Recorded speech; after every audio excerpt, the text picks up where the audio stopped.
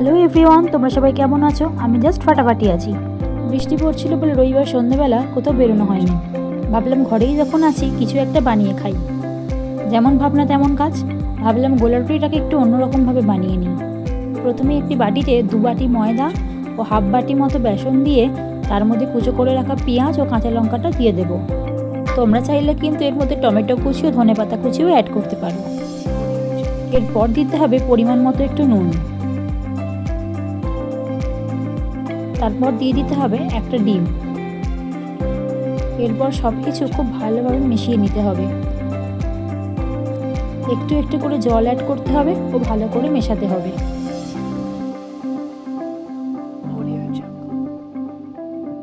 যত ভালোভাবে মিশ্রণটা মেশানো হবে তত কিন্তু গোলা রুটিগুলো ভালো হবে।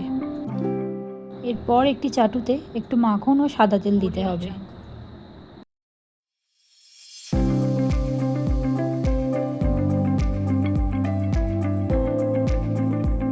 তারপর 2 চামচ মতো ব্যাটারটা দিয়ে চামচের সাহায্যে চারিদিকটা ভালো করে ঠিক করে দিতে হবে। এবার একটু এপিড ওপিড কড়া করে ভেজে নিলেই রেডি।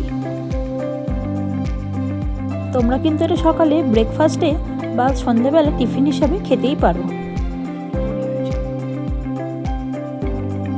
এরপর সাইডে একটু টমেটো সস দিয়ে গার্নিশিং করব। কেমন লাগলো তোমাদের এই চটজলদি টিফিনের রেসিপিটা? জানিও। ভালো লাগলে একটা লাইক করে দিও। টাটা।